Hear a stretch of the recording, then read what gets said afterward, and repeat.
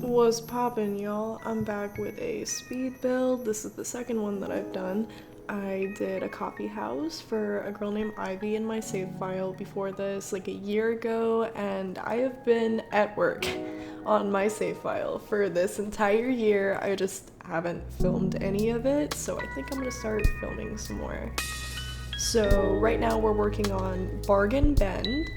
I wanted to build like a family home, sort of. At first it was meant to be a starter home, but then my budget didn't match my aspirations. So I ended up I just decided to go all out. So you'll see me furnish it in a like very plain way, because I realized that I did not have nearly enough money, even with all of every cheap aspect of the house. I mean, the wallpaper was cheap, the flooring was cheap, I used debug landscaping and walls, and the ferns hanging in the front are debug, so I just had trouble trying to get everything to match up with the financial situation. By the way, there was a little cut a second ago because I cut out like a huge chunk of just me wasting time trying to furnish this as a starter home, because it just wasn't doable. I mean, I used every single cheap thing in the menu, and it just didn't work out. I mean, even using one counter wasn't gonna help me with this. Impossible to furnish.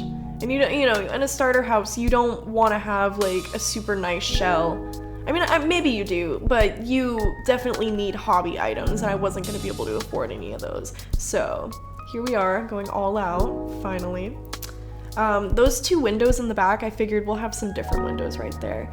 It looks nice on the outside because the flower pots make it fit in better. Like, it looks like it's part of the aesthetic of the house, and it's nice that it comes in a white color that I can match with the rest of the windows in the home. I really like the pale yellow and the blue used in the kitchen. It is so like top tier. I think it's beautiful. If I could design my kitchen like this, I totally would. The wallpaper too, I genuinely like never use it, but I was really inspired to go for something different with this home. I never use different color schemes, I feel like. Sometimes I'll do something outlandish and I'll make like a grandparent's home, but this was new for me. It's I don't know how to explain it. I wouldn't say, I mean, it's kind of modern, but it's also like it has the homey starter home feel. They have everything crammed in this house.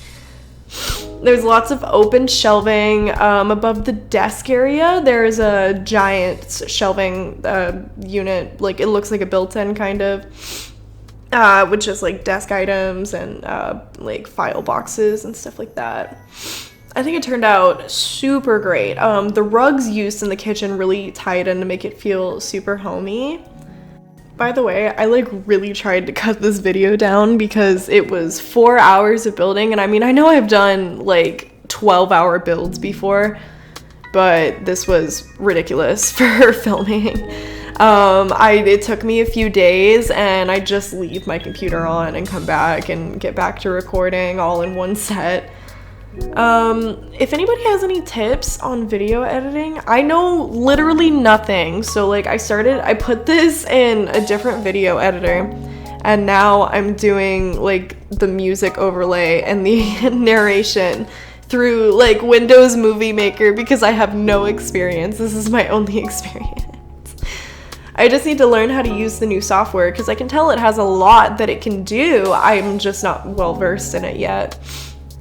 So starting here in the living room, I had an idea that it would kind of be just like very minimal. There's only one couch. It's just, very open concept. And I kind of stuck with that, but then I joined the couches together to create a sectional almost, and put it on an angle so that it felt like the room wasn't so, whenever you put things on an angle, it tends to feel homier, This right here was tough. I was trying to put the wine bottles above the microwave. It took a lot. It took a few tries. I think it turned out pretty alright though. So in the kitchen, we did manage to get in a microwave, a magic tea brewer, and I believe an espresso machine or like a coffee pot or something. Definitely lots of gameplay items in this home. Lots of musical instruments. Like I said, we have a crafted guitar. I just pulled it out of the build by menu, but it's not actually crafted, but you know, it is what it is. I mean, it gives the look, you know. I put a woodworking table in the back, so I kind of imagine one of the dads is interested in woodworking. It could be the musically inclined dad. He could have made it. I'm not sure what the other dad does though. I think maybe he could be like a salary person. He's living that business life. He gets up, he works 9 to 5, and then he comes home and he has time to be with his kids. And maybe musical father is, he's interested in pursuing music from his home while also taking care of his kids, so he has time to spend with them. Here we're starting on the built-ins. So it took a few tries to figure out how I was gonna do this. Different columns don't always fit right, but these seem to work out just fine here. It's just, it's hard to get right. I like to use all of these books and then just cover up the end pieces, make it look like one long train of books. Because I think just having like one little set of books doesn't always like suit a home. Because there's not really like bookshelves in this house. Maybe like in the kids' room there's that square bookshelf that looks like IKEA from university.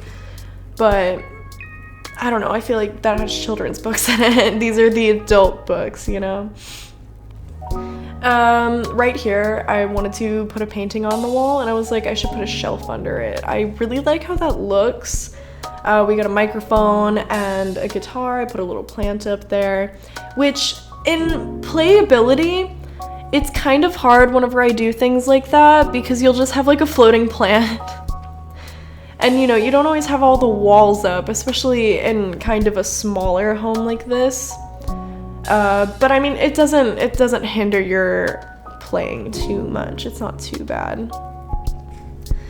Anyways, bathrooms are boring. We're gonna get started on the baby and toddler's room. They share a room. I did a really cute thing with like an overhanging, not a curtain, but like basically what you would put outside of a storefront. What are they called? Oh, I can't think of it. I literally watch Love It or List It all the time and I can't think of what it's called. Like an awning. Yeah, like an awning. And I think it's really cute. It plays into the yellow of the room. A lot of the house is based on blue and yellow. This is the parents' room. I did this one first before we get into the kids' rooms because I needed to get a feel for like who is this family, because I just started building and I was like, I like this color scheme. What am I gonna do with it?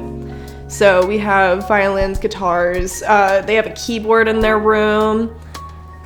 I have been more interested in lighting sources in The Sims because I just got my first apartment and it's very important to have lighting sources. Now that I'm looking at my build, I see some glaring oversights that I like actually didn't put lights all over the house, so they might be like the little subtle saucers because I didn't fix it. But it's okay, it's not that big of a deal. I always catch that, like I finish filming, I upload it to the gallery, and then I take one last look at it, and I'm like, oh my god, there's so many glaring oversights. Like there's no lights on the outside, there's like missing roof pieces. It's so bad. And I upload it, and then I feel like I'm doing a bad thing by re-uploading the good one, but I don't want to take down the first one because people have favorited it because they like my builds, and you know, I don't want to like take that search away from them. So it's a tough line. But here we go, we're working on the kids' rooms now. Pretty self-explanatory, so I'll leave you here. Thank you for watching, and I hope you enjoy the screenshots. I hope everybody has a great day.